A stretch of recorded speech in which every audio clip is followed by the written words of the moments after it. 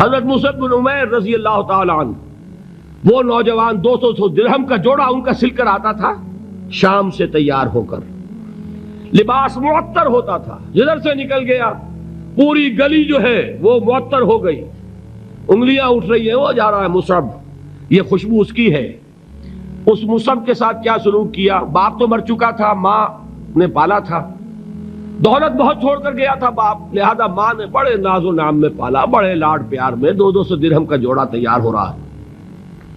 لیکن یہ کہ آپ کو معلوم ہے عرب کے اس معاشرے میں عورت کی کوئی حیثیت نہیں تھی، ماں کا اختیار نہیں تھا، چچا تھا اب سربراہ خاندان کا۔ چچا نے کہا مصعب اگر تم نے اپنے باپ کا دین چھوڑ دیا ہے تو باپ کی دولت پر بھی تمہارا کوئی حق نہیں ہے، نکل جاؤ گھر سے۔ اس نے یہ سوچا تھا کہ مصعب کے ہوش ٹھکانے آ جائیں گے، دن میں تارے نظر آ جائیں گے، ناز و نام میں پلا ہوا گھر سے نکل کے جائے گا کہاں، یہ سارا نشہ جو ہے توحید کا یہ حیران ہو جائے گا۔ حضرت مصعب کا جواب بالکل برعکس تھا، اچھا ٹھیک ہے چچا جان میں گھر چھوڑتا ہوں۔ وہی بات جو کبھی کہی تھی ابراہیم نے، باپ نے کیا کہا تھا؟ واجرنی ملیہ، جاؤ چلے جاؤ، دفع ہو جاؤ میری نگاہوں سے۔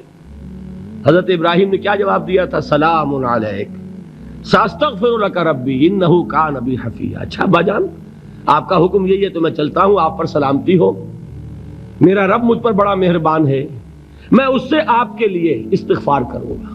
چل دی، یہی جو ہے حضرت ابراہیمی کی نسل ہے نا قریش۔ آج ابراہیم کے ایک بیٹے کے ساتھ وہی معاملہ ہو رہا ہے مصعب کے ساتھ، اور مصعب چلنے کے لیے تیار ہو گئے۔ چچا نے سوچا، میں سمجھتا تھا کہ ہوش ٹھکانے آ جائیں گے، یہ تو تیار ہو گیا نکلنے کے لیے۔ غصے میں آ کے اگلی بات کہی، یہ کپڑے جو پہنے ہوئے تم نے یہ بھی اسی مشرک باپ کی کمائی کے ہیں، اتارو ان کو۔ وہی کپڑے اتارے، مادر زاد برہنہ گھر سے نکالے گئے۔ ماں کے پاس پہنچے، ماں نے آنکھوں پر ہاتھ رکھے، مصعب کیا ہوا؟ کہ ماں سے کہتے ہیں کہ ماں میں موحد ہو گیا ہوں، اور وہاں سے گئے پھر حضور کی خدمت میں، کپڑے کہیں سے مانگے ہوں گے۔ یہ مصعب ہیں 200 درہم کا جوڑا پہننے والے۔ جب حضور پر مدینے کے 12 افراد ایمان لائے تھے، بیعت عقبہ اولیٰ ہوئی، انہوں نے کہا کہ حضور ہمیں کوئی شخص اپنا ایسا شاگرد دیجئے جو ہمیں قرآن پڑھا سکے۔ حضور نے حکم دیا مصعب جاؤ، اب مدینے جاؤ، یثرب جاؤ، یثرب والوں کو قرآن پڑھاؤ، انہیں تبلیغ کرو۔ مصعب گئے ہیں وہاں، 1 سال کی کمائی 75 افراد لا کر حضور کے جھولی میں اگلے سال ڈال دیے کہ حضور یہ میری 1 سال کی کمائی ہے۔ 72 مرد 3 عورتیں، انہوں نے وہ بیعت کی تھی، بیعت عقبہ ثانیہ، جس کے الفاظ کل میں نے آپ کو سنائے تھے۔ بایعنا رسول اللہ صلی اللہ علیہ وسلم علی السمع والطاعت فی العسر والیسر والمنشط والمکرہ وعلی اثرۃ علینا وعلی لا ننازع الامر اہلہ وعلی ان نقول بالحق اینما کنا لا نخاف فی اللہ لومۃ لائم۔ یہ 72 مرد تھے مدینے کے جنہوں نے یہ بیعت کی، پھر انہوں نے ریکویسٹ کی کہ حضور اب آپ ہمارے ہاں تشریف لائیے، ہم اگر یہ مکے والے وہاں حملہ کریں گے تو ہم آپ کی حفاظت کریں گے جیسے کہ اپنے اہل و عیال کی کرتے ہیں۔ بہرحال وہ مصعب بن عمیر ہیں جو غزوہ احد میں شہید ہوئے، اور جب شہید ہوئے تو ان کے جسم پر صرف ایک چادر تھی۔ ایک بات تو یہ نوٹ کیجئے، موضوع سے ذرا بات تھوڑی ادھر ادھر جا رہی ہے، لیکن یہی چیزیں ہیں اصل میں کہ جو ہمارے دلوں کو منور کرنے والی ہیں نور ایمان سے۔ وہ علم بردار تھے غزوہ احد میں، جھنڈا مسلمانوں کا ان کے پاس تھا۔